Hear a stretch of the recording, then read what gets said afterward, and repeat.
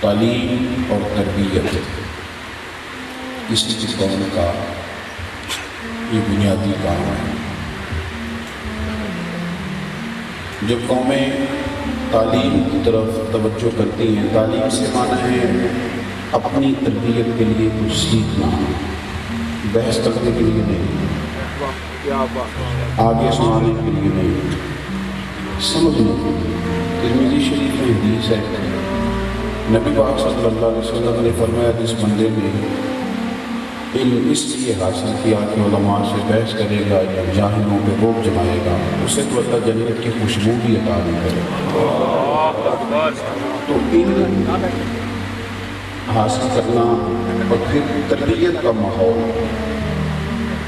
تربیت انسان نے اگر لینی ہو تو پھر وہ یہ بہانہ نہیں کرتا کہ تربیت دینے والا کوئی نہیں۔ واہ کیا بات! اس لیے کہ تربیت دینے والے تو چھوٹوں سے بھی تربیت لے رہے ہیں، تربیت لینے والے تو ان کے جن کو وہ سمجھتے ہیں نا کہ یہ تو بالکل میرے سامنے طفل مکتب ہے، اس سے بڑا کچھ سیکھ لیتے ہیں۔ مقصود حاصل کرنا۔ داتا گنج بخش علی حجویری رحمۃ اللہ تعالیٰ علیہ 1000 سال قبل لاہور میں تشریف لائے۔ آج بھی اہلیان لاہور بڑے سارے شکوے کرتے ہیں کہ سیوریج کا نظام ٹھیک نہیں، گلیوں کا نظام ٹھیک نہیں، فلانی جگہ لائٹ کا نظام ٹھیک نہیں ہے۔ پیچھے چلے گئے آپ 1000 سال پہلے تو پھر بھلا کون سا نظام ٹھیک ہو۔ میں اتفاق نہیں کرتا اس بات سے کہ اگر آپ مدرسہ، مسجد، اکیڈمی، اسکول، کالج بنانا چاہیں تو فنڈ اکٹھا نہیں ہوتا، میں اتفاق نہیں کرتا۔ میرا خیال ہے کہ سارا کچھ ہو جاتا ہے۔ آپ کوئی بھی خیر کا کام کرنا چاہیں، کوئی بھی، تو کام ہو جاتا ہے، کیونکہ یہاں ایک ذہن ہے لوگوں کا الحمدللہ کہ ہم نے دین کے لیے کچھ نہ کچھ کرنا ہے، انسانیت کے لیے کچھ نہ کچھ کرنا ہے، لوگ کرتے رہتے ہیں۔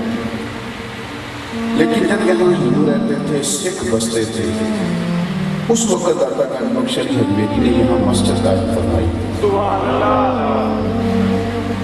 یہ جو تعریفیں ہوتی ہیں یہ بعد میں ہوتی ہیں بہت زیادہ۔ ان کا جو زمانہ تھا وہ ٹکراؤ کا زمانہ تھا، وہ ایک شدید مخالفت، ایک شدید بہاؤ مخالف سمجھ۔ اس ٹکراؤ کے ماحول کے اندر بیٹھ کر داتا صاحب رحمۃ اللہ تعالیٰ علیہ، میں آپ کو ایک سادی بات عرض کرتا ہوں، اس کو آپ نے سمجھ لینا ہے۔ یہ میرے سامنے داتا صاحب کی کشف المعادی پڑھی ہے۔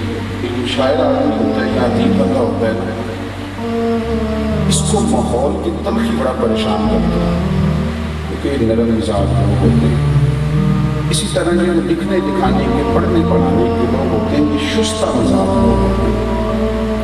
اب ماحول کے اندر تلخی اتنی آ گئی ہے کہ بہت ساری تقریریں، میں نے شاید پچھلی دفعہ بھی یہاں کہا تھا کہ اتنے زیادہ مخالف نہیں ہیں لوگ اہل بیت کے، معاذ اللہ، جتنا لوگ اپنی خطابت چمکانے کے لیے کہہ دیتے ہیں لوگ وکیل بناؤ، اتنا نہیں کوئی مسئلہ جتنا لوگ بلا وجہ کہہ دیتے ہیں کہ میں وکیل بن گیا ہوں فلانے کا، بھائی تو رہنے دے۔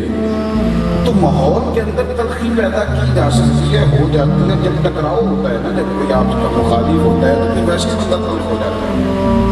لیکن داتا صاحب کی اپنی کتاب از اول تاخر دیکھ لیں، ان کے حالات میں لکھا ہے کہ 4 دفعہ اپنے پتھر مارے گئے، قاتلانہ حملہ ہوا۔ یہ لکھا ہے کہ دادا صاحب نے بڑی تکلیف سہی۔ غیر ان کے مذہب پر اعتراض کرتے تھے، اور زیادہ بات نہیں کرنی، غیر معاذ اللہ دین پر اعتراض کرتے تھے، اور جو اپنے تھے نا وہ جو کہتے تھے مسجد تو بناتا ہے پر قبلہ سیدھا نہیں کرتا، اپنوں کا بھی مسئلہ ہوتا ہے نا۔ تو دونوں سمت کو تکلیف تھی۔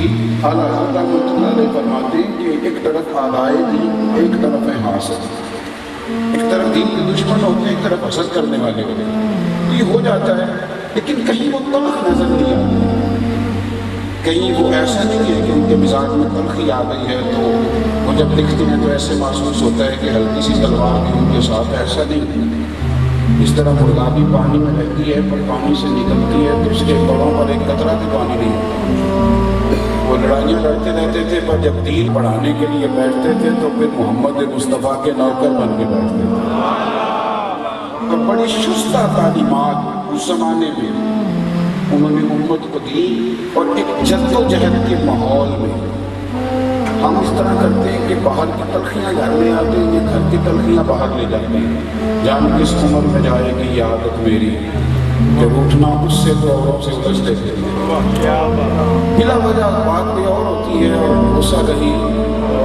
اور پھر آج جو ماحول بنایا جا رہا ہے نا، ملنگوں کا ماحول، یہ ملنگ اصل میں بزدل لوگ ہوتے ہیں، یہ بزدل ہیں، جو ملنگ بن کے بیٹھ جاتے ہیں یہ بزدل ہوتے ہیں، ان سے حقوق نہیں ادا ہوتے، ان سے میدانوں میں لڑا نہیں جاتا، ان سے بال بچوں کے خرچے نہیں برداشت ہوتے تو ملنگ بن جاتے ہیں، یہ بزدل ہیں۔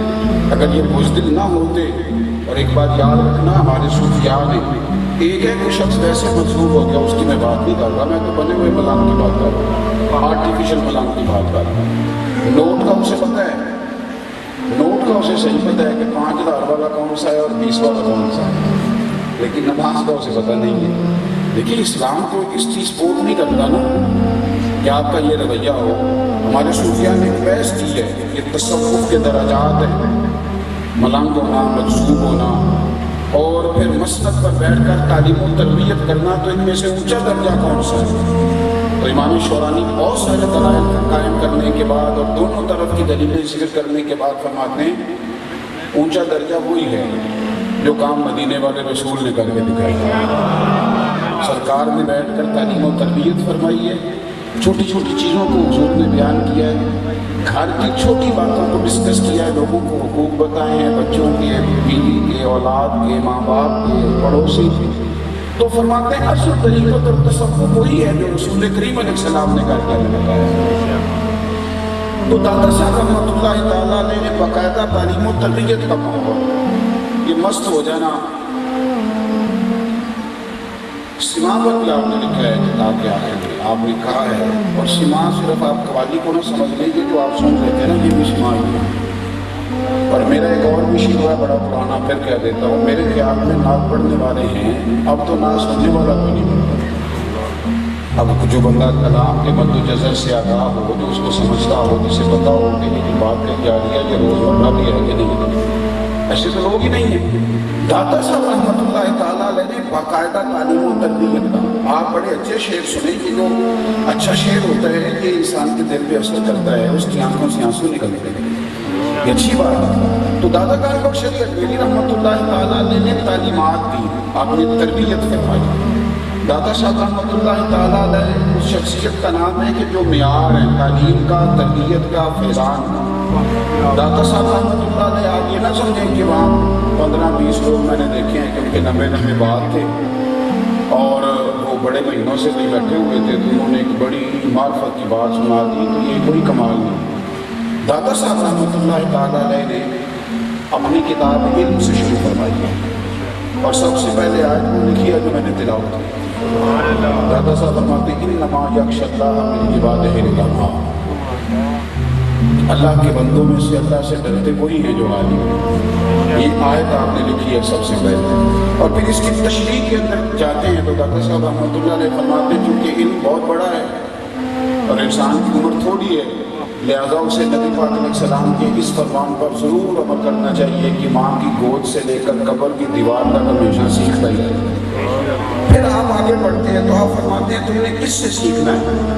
تو 3 طبقات کا آپ نے ذکر فرمایا کشف المعجوب کے اندر۔ ایک تو آپ نے ذکر فرمایا غافل علماء کا، اور پھر دوسرا ذکر فرمایا مکار فقراء کا، اور تیسرا ذکر فرمایا جاہل صوفیاء کا۔ ظلم یہ ہے کہ جن طبقات کی انہوں نے مذمت کی ہے وہی ہر وقت وہاں بیٹھے رہتے ہیں، اللہ ماشاء اللہ، اچھے اچھے لوگ بھی جاتے ہیں، بہت اچھے لوگ بھی جاتے ہیں۔ پہلی بات آپ کہتے ہیں کہ غافل علماء سے بچو، غافل علماء سے۔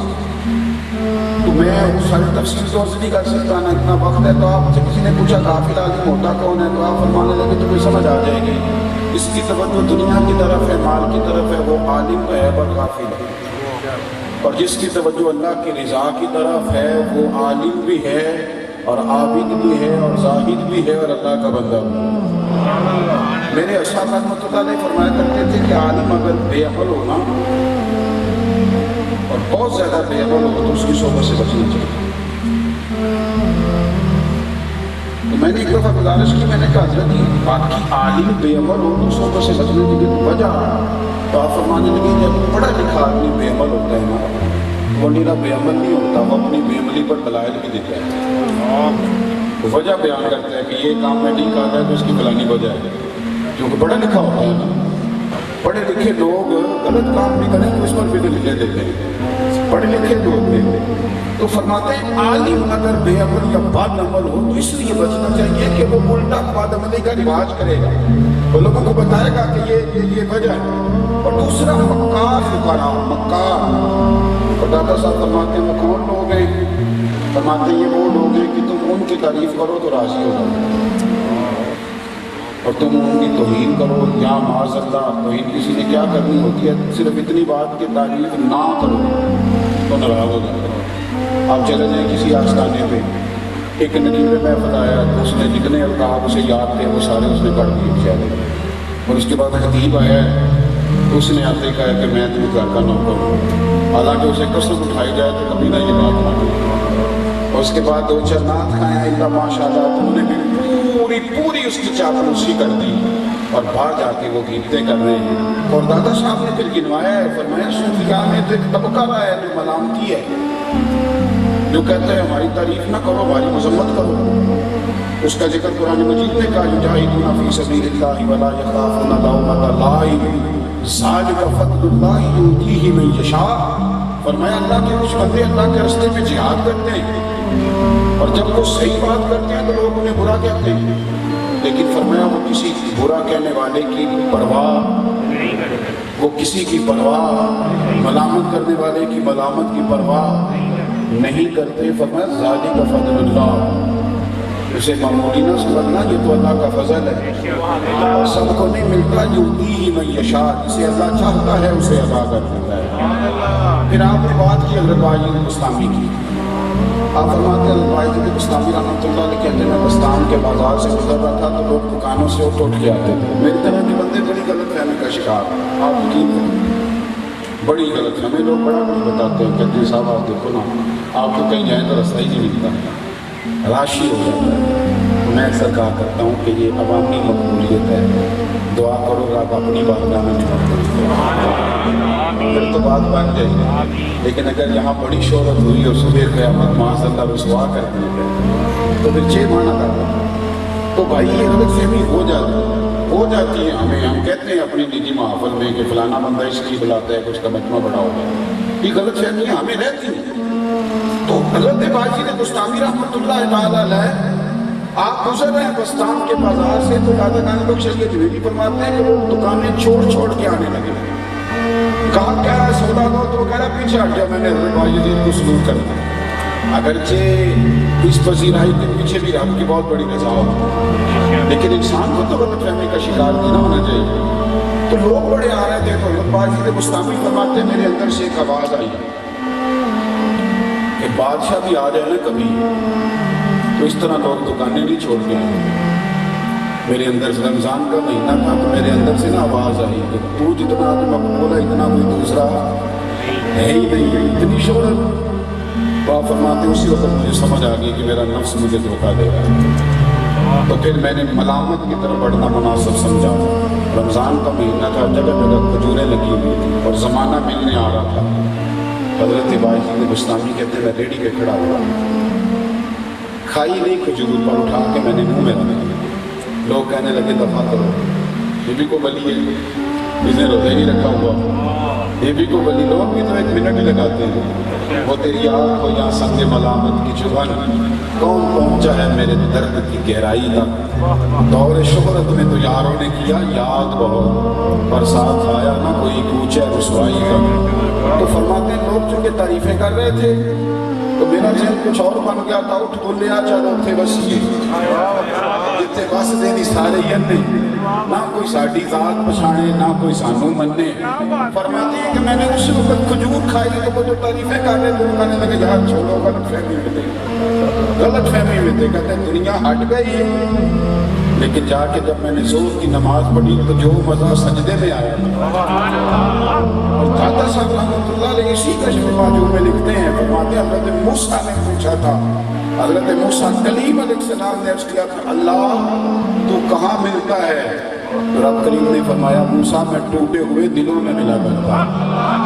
یار یہ سوچی بندہ تو بیت اللہ شریف جا کے نہیں روتا، یہ تو مدینے جا کے نہیں روتے، اور جو امیر بندے ہوتے ہیں وہاں انہیں پتہ ہوتا ہے کہ اگلے مہینے میں نے دوبارہ آنا ہے، لیکن میں نے دیکھا ہے جو کمیٹی ڈال کے جاتا ہے اسے پتہ ہوتا ہے کہ پتہ نہیں دوبارہ آؤں گا کہ نہیں آؤں گا، وہ تو پھر مسجد نبی کے دروازوں سے بھی لپٹ کے روتا ہے، اور جس کی بیٹی تکلیف میں ہوتی ہے وہ تو خانہ کعبہ کے غلاف سے چمٹ کے روتا ہے، نہ بچا کے تراکی سے تیرا آئینہ ہے وہ آئینہ، شکستہ ہو تو عزیز تر ہے نگاہ آئینہ ساز میں۔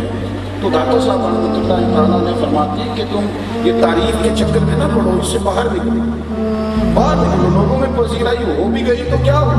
ایک جگہ پہ میں حاضر ہوا تو مجھے ایک صاحب کہنے لگے آج اس طرح کی تقریر کرنا بندے راضی ہو گئے، میں کیا جدی نہ کرنا جتنا اللہ راضی ہو جائے، بندوں کا کیا ہے، سارے تو راضی ہو ہی نہیں سکتے، کچھ کا خیال ہوتا ہے کہ پیر کے کپڑے پھٹے پرانے ہونے چاہیے، اب کیسے پھٹے پرانے پہنے جب اللہ نے صحیح دیے ہوئے ہیں، اور کچھ کا خیال یہ ہوتا ہے کہ پیر صاحب کا بڑا اعلیٰ قسم کا رکھ رکھاؤ ہونا چاہیے تو پھر پیر جچتا ہے، تو میں نے کہا کیسے پورے اتریں گے، وہ کام کرے جس سے اللہ راضی ہو۔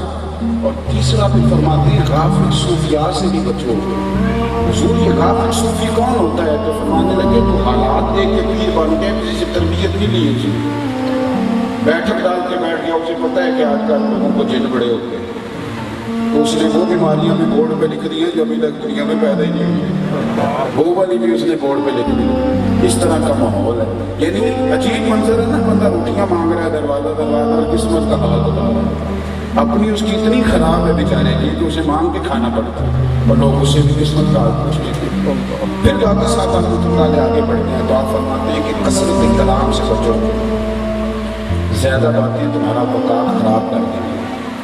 داتا صاحب فرماتے ہیں بولنا نعمت بھی ہے اور زحمت بھی ہے، اور عجیب مثال دی ہے داتا صاحب نے، عجیب مثال، اور میں آپ یقین کریں میری تو بڑی تربیت ہوئی اس کو پڑھ کے، داتا صاحب فرماتے ہیں جس طرح لوگوں کو شراب کا نشہ ہے اس طرح بولنے کا بھی نشہ ہے۔ یہ بڑا سیانا بندہ بھی بات کر رہا ہو تو بندے بیچ میں کہیں کہ جی قطع کلامی معاف، پہلے میری سن، تو میں کہتا ہوں ہم نے تو بھی معاف کیا ہی نہیں اور آپ نے بات شروع بھی کر دی، آپ گن پوائنٹ پہ معافی کہیں گے، آپ نے کہا قطع کلامی، تو بھئی آپ ہم سے پوچھ لیں کہ ہم نے معاف کیا کہ نہیں کیا، آپ نے خود ہی معافی مانگ لی، خود ہی آگے چلے گئے۔ داتا صاحب رحمۃ اللہ علیہ نے حدیث لکھی ہے، فرماتے ہیں نبی پاک صلی اللہ علیہ وسلم فرماتے ہیں کہ مجھے اپنی امت کا جس چیز کا سب سے زیادہ خوف ہے وہ ان کی زبان کا ہے، ہم صحیح باتیں نہیں کرتے، وہ تکلیف دیتے ہیں، وہ لوگوں کو اذیت میں مبتلا۔ پھر داتا صاحب آگے بڑھتے ہیں، داتا صاحب نے پورا باپ باندھا ہے، کہہ لو باپ میرا نہیں، داتا صاحب کہتے ہیں کسی کے آگے ہاتھ نہیں پھیلانا۔ قرآن مجید کی آیت لکھی ہے، قرآن نے تعریف کی زیادہ کی، کہا یسألون الناس الحافا، وہ لوگوں سے لپٹ کے سوال کیے۔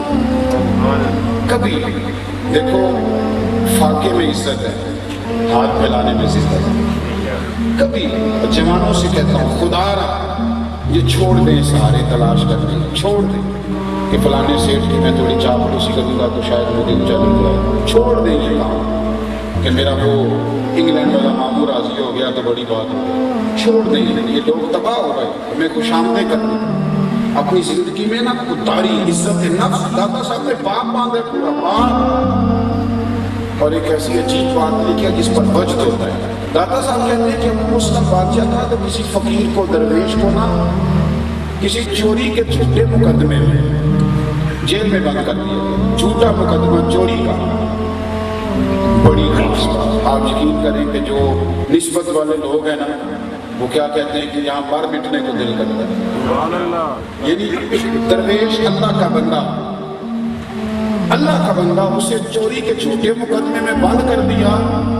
تو داتا صاحب فرماتے ہیں کہ اس بادشاہ کی خواب میں نا بنی غوث تو نہیں، صحابی نہیں، کہتے ہیں اس بادشاہ کی خواب میں خود مدینے والے رسول تشریف لائے، حضور تشریف لائے، سرکار خود آئے کیوں لوگوں کے سامنے ہاتھ پھیلا کے اپنی آپ قیمت تھوڑی کرتے ہیں؟ دیکھو تو صحیح درویشوں کی رب رسول کی نظر میں کتنی قیمت۔ خود سرکار تشریف لائے اور حضور فرمانے لگے سنو، داتا صاحب نے لکھا ہے، سرکار فرمانے لگے تو نے اللہ کا ایک دوست غیر کر دیا۔ اس نے کوئی چوری نہیں کی، جھوٹا مقدمہ جا کے اسے آزاد کر۔ بادشاہ نے بھی کوئی پولیس والا نہیں بھیجا، خود اٹھا، نہ سر پہ کپڑا باندھا نہ پیروں میں جوتے، دوڑا گیا، دوڑا جا کے جیل کا دروازہ اپنے ہاتھوں سے کھولا، درویش کو باہر نکالا اور پھر ان کے ہاتھ چھوئے اور پھر ان کو جو اس وقت خدمت کر سکتا تھا کی، کھانا کھلایا، پانی پلایا۔ جب وہ رخصت ہونے لگے نا، اللہ کرے سمجھ آ جائے اور ہمیں خودداری ہمارے دلوں میں پیدا ہو جائے، بھائی گردن کو جھکا دیتا ہے خیرات کا پتھر، اور جہاں میں مانگنے والوں کے سر کبھی اونچے نہیں ہوتے۔ ایک شاعر کہیں بیٹھا تھا تو اب ڈر بھی لگتا ہے نا، شاعر بھی کہیں ناراض نہ ہو جائے، تو کئی شاعر ایسے ہوتے ہیں ان پہ رحم بھی بڑا، بیچارے کتنے دن منہ نہیں دھوتے، بال سارے نہیں، تو بیچارہ بڑی خستہ حالی میں کہیں بیٹھا تھا ساگر صدیقی کی طرح، تو کوئی بندہ گزرا تو 5 روپے اسے دے گیا، تھا خوددار، اس نے آواز دی، اس نے کہا یہ کیا ہے؟ کہنے لگا آپ کو ضرورت ہوگی، آپ غریب ہیں تو رکھ لیں۔ تو اس نے کہا ادھر آپ نے پیسے، اور بڑا کمال بات کر دی، کہنے لگا یہ آرزوئے کرم اور میں آپ سے کروں، یہ آرزوئے کرم اور میں آپ سے کروں، یہ بھیک اس کو دیجیے جس کا خدا نہ ہو۔ کیا میرے رب رسول ہیں، مجھے دے لیں گے، جب مجھے ضرورت ہوگی ان سے مانگ لوں۔ یہ آرزوئے کرم اور میں آپ سے کروں، یہ بھیک اس کو دیجیے جس کا خدا نہ ہو۔ درویش کو کوٹھڑی سے نکالا، اور جب وہ باہر نکل رہے تھے تو بادشاہ کہنے لگا بابا کوئی حکم ہوا تو بتانا، کبھی تو میرے لائق خدمت ہوئی تو بتانا۔ تو بابا جی نے رخ پھیرا، میرے دادا صاحب فرماتے ہیں رخ پھیر کے بابا کہنے لگا یار تجھے ابھی بھی سمجھ نہیں آئی؟ اس نے کہا بابا کیا ہوا؟ کہنے لگے جو رات تجھے سوتے کو اٹھائیں اور اٹھا کے تجھے میری طرف بھگائیں، اور پھر تو نہ جوتے پہننے کے قابل رہے نہ کپڑا لینے کے، اور میرا دروازہ کھلوائیں، بتا وہ پھر مجھے کسی دنیا دار کی حاجت رہنے دیتے ہیں؟ جا کے مجھے دنیا داروں کی ضرورت نہیں۔ تو دادا صاحب نے پاس بات ہے، درویش اس کو کہتے ہیں کہ جس کو عمرہ بھی کوئی کرائے اور جس کو کھانا بھی کوئی کھلائے۔ آپ یقین کریں کہ بڑے بڑے معاملات ہیں، لیکن جو چیزیں تربیت میں ہیں، ماحول میں ہیں، وہ کرنی تو ہے نا۔ مجھے ایک صاحب نے کہا اپنا عمرے میں بھیجنا ہے، میں نے کہا اللہ تعالیٰ مجھے توفیق دے دیتا ہے، میرے پاس اتنا بجٹ بھی ہو جاتا ہے، میں چلا جاتا ہوں، میں آپ کو لسٹ دیتا ہوں جو لوگ تڑپتے ہیں، آپ مجھ سے وہ لسٹ لیں، میں آپ کو بتاتا ہوں کہ کون ایسے ہیں جو صبح کو شام دعائیں کرتے ہیں اور جو تڑپ کے کہتے ہیں کہ کرم کر دو ساڈے تے بھی حبیبی یا رسول اللہ، مدینے آن نہیں دیتی غریبی یا رسول اللہ۔ تو آپ ادھر توجہ کریں، اس طرح مزاج بنائیں۔ داتا صاحب فرماتے ہیں کہ فقیر عزت نفس والا، فقیر وہ جو خود اعلیٰ حضرت بریلوی رحمۃ اللہ تعالیٰ علیہ دکان پہ تیل لینے چلے گئے نا، تو یہ میری طرح کا پیر صاحب کسی دکان پہ چلا جائے تو کئی بار دکاندار پریشان ہو جاتے ہیں کہ مفتہ لگا گیا۔ صحیح کہہ رہے ہیں آپ، بڑے ایسے ہیں، ویسے پولیس والا بھی چلا جائے تو یہی ٹینشن ہوتی ہے، نہ ہو میری طرح پھنسے ہیں آپ، بہرحال اللہ آپ کو ہنستا ہی رکھے۔ تو میں جو بات درج کر رہا ہوں اس پر غور کریں۔ اعلیٰ حضرت رحمۃ اللہ علیہ دکان پہ تیل لینے گئے تو اس کو نا دکاندار کو بوتل دی سرسوں کے تیل کی بھر دو، اس نے بھر دی، تو اعلیٰ حضرت فرمانے میں کتنے پیسے؟ کہنے لگا ویسے تو 5 آنے کی ہے، آپ ہمارے عادی میں آپ 3 آنے دے دیں۔ تو فاضل بریلوی نے پورے ہی 5 دیے، فرمایا تو رکھ، میں اپنا علم 2 آنے کا نہیں بیچا کرتا، میں 2 آنے ریٹ لگایا ہمارا، تو رکھنا، میں 2 آنے کا نہیں بیچتا۔ ساتھ یاد رکھیں خود تعلیم، اور یہ داتا صاحب کی تعلیم ہے، داتا صاحب، اور وہاں بڑے بڑے عجیب ہمیں قصے سننے کو ملتے ہیں، بڑی بڑی عجیب کیفیات، اور بڑی بڑی محفل میں اور بڑی بڑی چاپلوسیاں، خدا را بچے۔ پھر داتا صاحب آگے بڑھتے ہیں، داتا صاحب فرماتے ہیں زندگی میں احساس پیدا کرو، اپنی زندگی میں احساس پیدا کرو اور احساس لے کے آؤ، دوسروں کے لیے قربانی ہو۔ اور بڑی خوبصورت بات لکھی، آپ فرماتے ہیں کہ حضرت عبداللہ بن عمر رضی اللہ تعالیٰ عنہ کو بھنے ہوئے گوشت کی بڑی خواہش تھی، مچھلی کی بڑی خواہش تھی، شدید بیمار تھے۔ داتا صاحب نے لکھا ہے، اگرچہ یہ اور کتابوں میں بھی روایت موجود ہے، لیکن چونکہ بات آئی داتا صاحب کی کرنی ان کی تعلیمات بھی کر رہی ہیں. مجھے الحمدللہ داتا صاحب کی کرامتیں بھی آتی ہیں, میں سنا سکتا ہوں, لیکن وہ بات نہ سناؤں جو داتا صاحب بھی سنانا چاہتے تھے. لکھتے رہے, محنت کرتے رہے. تو داتا گنج بخش یہ جوہری فرماتے ہیں کہ بیمار تھے اور بڑے دنوں کے بعد انہیں مچھلی ملی, دروازے پہ بھکاری آیا. حضرت عبداللہ ابن عمر نے خادم سے کہا اسے دے دو. تو کہنے لگے حضور آپ کو بڑے دنوں کے بعد خواہش تھی, اسے میں پیسے دے دیتا ہوں, مچھلی آپ کھا لیں, اسے ضرور دینی ہے.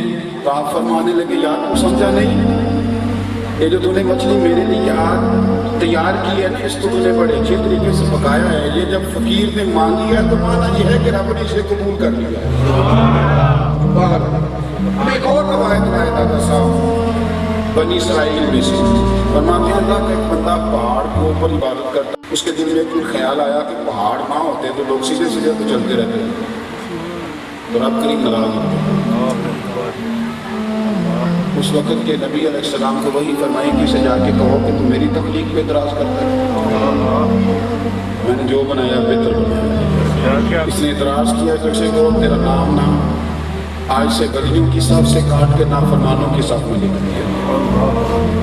پیغمبر نے خبر دی اس عابد کو کہ تیرا نام کاٹ کے نا گلیوں کی صف سے نافرمانوں کی صف میں لکھا ہے, اللہ نے مجھے پیغام دیا ہے. تو وہ بندہ نا سجدے میں گر گیا, کہ اللہ تیرا شکر ہے. آنکھوں کو بند کرتے ہیں دیدار کے لیے, تیرا شکر ہے تیرا شکر ہے. تو پیغمبر کہنے لگے پتہ انہیں بھی سارا ہے, لیکن پوچھنے لگے یہ تو عجیب حرکت کر رہا ہے, میں تجھے کہہ رہا ہوں کہ تیرا نام بلیوں کی صف سے نکال کے نافرمانوں کی صف میں درد ہو گیا اور تو سجدے میں گر گیا. کہنے لگے حضور آپ نے کہا نا کہ اللہ نے میرا نام لیا, تو میں تو اتنے جوگا ہی نہیں ہوں, میرے رب نے میرا نام لیا ہے. میں کہاں اور مالک کہاں, اس نے کاٹ کے لکھا ہے, یعنی اس کی قلم کے نیچے میرا نام. کمال ہو گئی, میں کہاں اور میرے رب کا قلم کہاں. پھر کہنے لگا آپ پیغام لے کے آئیں تو میرا بھی چھوٹا سا پیغام لے جائیں. رب کے پیغمبر علیہ السلام فرمانے لگے لے جائیں گے تو بات کر. کہنے لگا اللہ کے حضور عرض کیجیے گا اللہ میں نے یہ جو کہا تھی نا پہاڑ نہ ہوتے تو تیری مخلوق صحیح چلتی, تیری مخلوق کی محبت بھی کہا تھا. اے اللہ میرے لیے فیصلہ ہو گیا نا دوزخ کا, تو مجھے تیرے بندوں سے بڑا پیار ہے, بڑا پیار ہے مجھے تیری بنائی ہوئی مخلوق سے. اے مالک اب اس طرح کا میرا وجود اتنا بڑا کر کہ دوزخ میں ہی پورا ہو. میں نہیں چاہتا کہ جو تم نے اتنے سونے سونے بندے بنائے ہیں وہ جہنم میں چلے. یہ میرا پیغام دیجیے گا. وہ نبی وہی کھڑے تھے کہ رب نے وہی فرمائی. اللہ نے فرمایا کہ تو اسے آزمانے کے لیے سارا کچھ کیا تھا. اسے کہو اگر تو میرے بندوں سے اتنا پیار کرتے ہیں تو جا, تجھے معاف بھی کیا, تجھے ولایت بھی واپس کی, اور قیامت میں جس جس کی تو سفارش کرے گا میں ان سب کو جنت دیا. ہمارے اندر احساس سرے سے پیدا ہی نہیں, سرے سے. اگرچہ میں نے باتیں دادا صاحب ساری لکھی ہوئی کر دی کہ پر ایک حدیث آ گئی سامنے. کچھ چیزیں ایسی ہوتی ہیں جہاں بندہ ٹھہر جاتا ہے. سیدہ عائشہ صدیقہ رضی اللہ تعالیٰ عنہا اکثر روایات کے مطابق نا 18 سال کی عمر تھی جب سرکار کا وصال ہوئی, اور کمر میں 40 سال انہوں نے گزارے حضور کے بعد. آپ کو پتہ ہے نبی کی ازواج نکاح نہیں کر سکتے, اور پھر سیدہ عائشہ نے امت کو جو کچھ دیا ہے, دین کا بہت بڑا حصہ سیدہ عائشہ صدیقہ کے احسان کی وجہ سے امت کے پاس.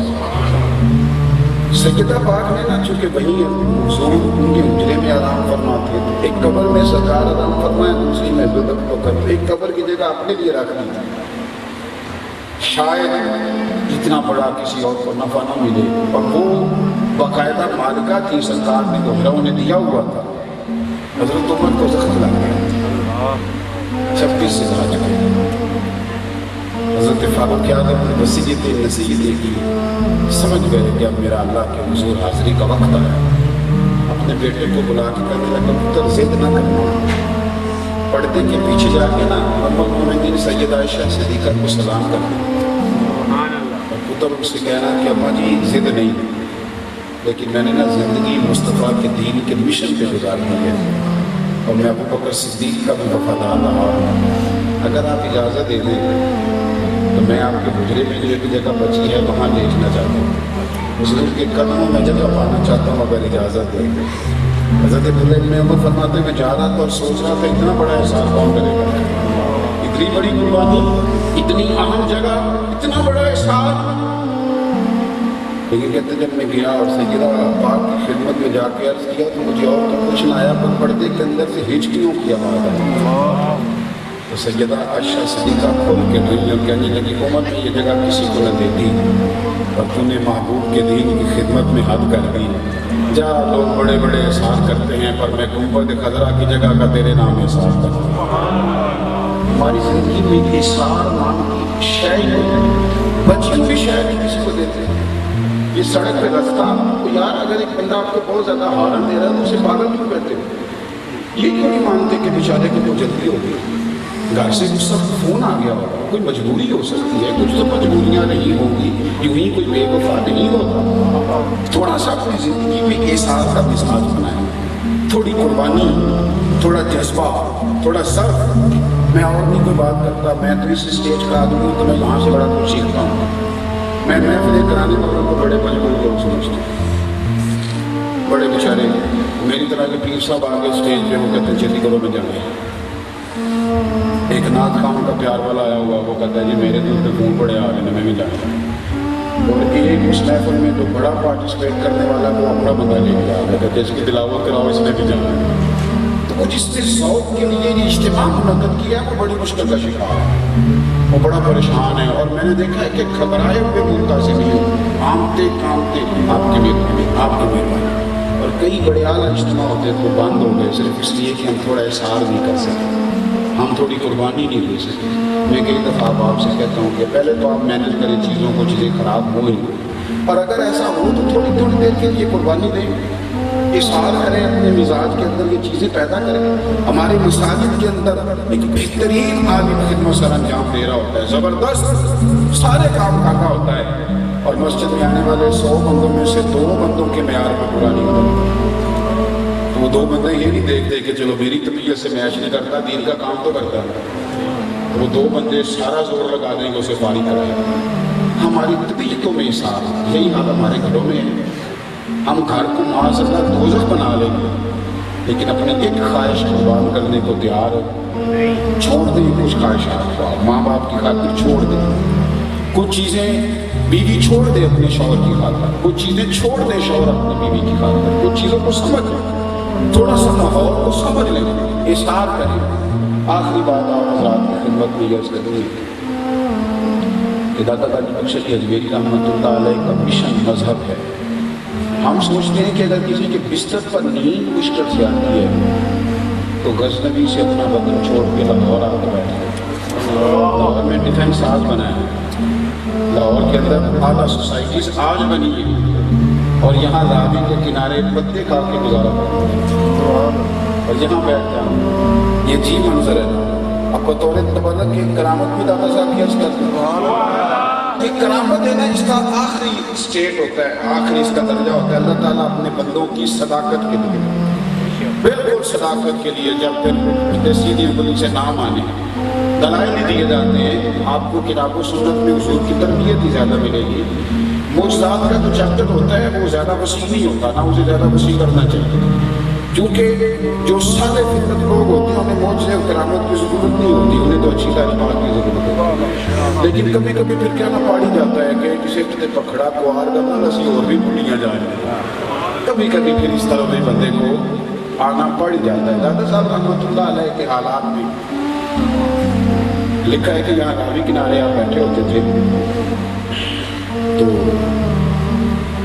عصر کے بعد اکثر تشریف رکھتے تھے، تو ایک ہندو گزرتا تھا بت خانے کی طرف، روز وہ گزرتا تھا۔ تو صاحب عصر کے بعد آ کے تھوڑی دیر بیٹھ جاتے، ٹھنڈے پانی میں پیر کبھی رکھ لیتے، کبھی محبت کے ساتھ یہاں سے گزر اوقات ہوتا، تو روز اس کو کسی کا خادم تھا اسے روز جاتے دیکھتے تھے۔ ایک دن بلا لیا پر ماننے لگے میاں یہاں روز جاتے ہیں، معاملہ کیا ہے؟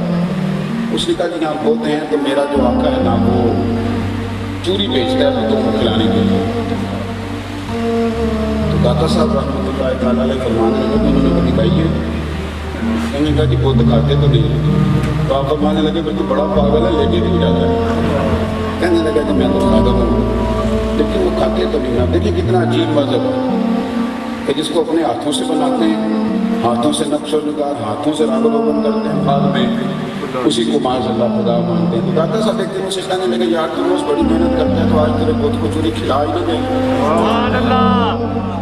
اس نے کہا کہ کھلا دیں۔ آپ اس کے ساتھ چلے گئے تو سامنے رکھی جا کے پلیٹ چوری کی تو بڑے بڑے سے فرمانے لگے یار یہ روز آتا ہے تو بات مانتا کیوں نہیں، کھا جانا۔ وہ بہت ساری پلیٹ کھا ساری۔ اب اللہ کا بندہ کرتا کیا ہے، جب اس کی کرامت ظاہر ہو جاتی ہے تو وہ یہ نہیں کرتا کہ مجھے مان جاؤ۔ وہ ہندو آپ کے سامنے سجدے میں گرنے لگا تو آپ فرمانے لگے نہیں، اگر تم مجھے مان گئے نا تو بیعت میں اپنی کرتا ہوں، جھکاتا رب کے سامنے ہوں اور کلمہ محمد کے عربی کرتا ہوں۔ کمال اپنا دکھائیں گے پر غلامی مصطفیٰ کی کرائیں گے۔ وہ چوری کھا گیا ساری۔ وہ جب اس نے جھکنا چاہا تو داتا صاحب نے کلمہ پڑھا دیا، وہ خالی برتن لے کے گیا تھا کیونکہ مسلمان ہو گیا تھا تو پکا ہو گیا تھا۔ تو جا کے اس نے گھر والوں سے کہا کہ یہ خالی برتن لے لوں گا، چوری کی طرح وہ کھا گیا۔ اس نے کہا تو نے خود کھائی ہے، وہ تو چوری کھاتا۔ اب مسلمان ہو گیا تو اس نے چوٹ کی، اس نے کہا نہیں کھاتا تو پاگل ہو، بیچتے کیوں بیچتے ہو، نہیں کھاتا تو وہ کہنے لگا نہیں وہ نہیں کھا سکتا۔ اس نے کہا نہیں وہ نہیں کھا سکتا، دیوانہ ہو گیا تھا نا، تو دیوانہ کو دلیلیں نہیں چاہیے ہوتی، محبت چاہیے ہوتی ہے۔ دیوانہ ہو گیا تو کہنے لگا وہ نہیں کھاتا پر اگر کوئی کھلانے والا ہو بت بھی کھا ہی جائے گا، بت بھی پھر کھا جاتا ہے۔ اس نے کہا چل ہمیں بھی دکھا کیسے کھایا۔ تو وہ جو اس کا مالک تھا ہندو، وہ دو چار لوگ داتا صاحب کے پاس آگے کا انہوں نے کھلوائی ہے۔ داتا صاحب کہنے لگے میاں تم 2 آئے ہو، پھر کل 4 آ جاؤ گے، پرسوں 6 آ جاؤ گے، جتنے ہو سارے ہی آؤ، روز روز نہیں چڑھ کو رکھا، جتنے ہونا سارے آ جاؤ کٹھے دکھا دیتی ہیں۔ وہ تمہیں چوری کیسے کھائی، اب 6 کر کے تھوڑا ہم سے دکھایا جاتا ہے۔ آپ سمجھے اس بات کو سمجھے۔ یہ بہت سارے بندے اکیلے کرامت دیکھنا چاہتے ہیں تو پھر تو سارے دن بندہ کرامتیں دکھاتا رہے۔ اللہ کے بندے اس طرح نہیں کرتے۔ وہ کبھی ہوتا ہے ایسے کہ سدور ہو گیا کسی شہر میں، سارے کٹھے آؤ تو میں کٹھے کو شہر دکھائیں۔ وہ 500-600 ہندو اس بستی کا جو تھا سارا ہی آ گیا، چوری لے آئے، داتا گنج بخشیے بت خانے سے باہر نکلے تو 2 رکعت نماز پڑھی۔ لوگ کہتے ہیں ولی کے پاس کہاں سے طاقت آتی ہے، تو میں نے کہا مصلی طاقت دیتا ہے، سجدہ طاقت دیتا ہے، دعا ہتھیار ہے مومن۔ تو اے اللہ میں نے کوئی اپنی شان بڑھانے کے لیے کرامت نہیں دکھانی۔ یہاں تو آپ کو پتہ ہے کسی کی کرامت ہوتی نہیں، اگر ہو جائے ویسے تو فیس بک پہ آ جائے، کمپنی کی مشہوری کے لیے لوگ کہتے ہیں دوجیاں بھی دسے جڑے محرم راز حقیقت دے وہ تے راز حقیقت کھول دے نہیں، اے جنہ ویکھیا نہیں او کرن گلاں، جنہ ویکھ لیا او تے بول دے ہی نہیں۔ داتا صاحب رحمۃ اللہ تعالیٰ علیہ نے کہنے لگے اللہ میں نے اپنے آپ کے لیے نہیں، تیری رضا کے لیے، تیرے محبوب کے دین کے غلبے کے لیے ان کو بلایا ہے، مہربانی فرما۔ دعا مانگی، پھر داتا صاحب آئے اور موت کے سامنے پرات رکھی چوری بنی تو فرمانے لگے بھائی یہ سارے دیکھنے ہیں، چل اس طرح کر کھا۔ تو سینکڑوں کا مجمع تھا، اس نے دیکھا کہ بہت چوری کھانے لگے۔ اور جب ہندو لپکے نہ داتا صاحب کی طرف، کچے نظریات کے لوگ ہوتے ہیں تو جلدی لپکتے ہیں اور انہی عقیدتوں کو لوگ پھر غلط استعمال کرتے ہیں۔ جب وہ لپکے داتا صاحب فرمانے لگے نا بھائی تمہیں پتہ نہیں میں سجدے سے اٹھ کے آیا ہوں، تم ادھر نہ ہو۔ تو انہوں نے کہا یہ کمال کہاں سے آیا کہ بت نے آج چوری کھائی، ہماری تو نسلیں پوجا کر رہی ہے، کبھی ہلے بھی نہیں۔ تو داتا صاحب فرمانے لگے یہ اس خدا کا کمال ہے جس نے محمد عربی کو اپنا رسول بنا کے بھیجا۔ تو لہٰذا انہوں نے کہا جب کرنا کیا ہے، فرمایا کرنا یہ ہے کہ تم سب نے میرے رسول کا کلمہ پڑھا، پوری کی پوری بستی کلمہ پڑھ کے مسلمان ہو گئے۔ تو داتا صاحب رحمۃ اللہ تعالیٰ علیہ نے اپنی تعلیمات، اخلاق، کردار اور کرامات کے ذریعے منظم، خوبصورت اور ایک بہترین مسجد داتا صاحب نے بنائی۔ مسجد واعظ و نصیحت کے سلسلے، تعلیم و تربیت کے سلسلے، بیت و ارشاد کے سلسلے، یہ خوبصورتیاں بنائی۔ اپنے آپ کو مسجد مکفہ کریں، اپنے آپ کو میٹھا کریں، خوبصورت کریں۔ جو تھوڑی بہت فصل کے اندر جڑی بوٹیاں آ جائیں انہیں تلف کر دیا جاتا ہے، وہ کاتی ہیں کئی دفعہ نہ چاہتے ہوئے بھی جڑی بوٹیاں کون سا ہم کا بیج ڈالتا ہے۔ اسی طرح اخلاق میں بھی کچھ کمزوریاں انسان کے نہ چاہتے ہوئے بھی پیدا ہو جاتی ہیں، لیکن اچھا انسان بھی ہوتا ہے کہ جو جڑی بوٹیوں کو تلف کرتا رہے اور جو اخلاقی رویوں میں کھاد بھی ڈالتا رہے، پانی بھی ڈالتا رہے اور آبیاری بھی کرتا رہے۔ دعا ہے اللہ تعالیٰ میں ان کی تعلیمات پر عمل پیرا ہونے کی توفیق رفیق عطا فرمائے۔ آخر دعوانا الحمدللہ۔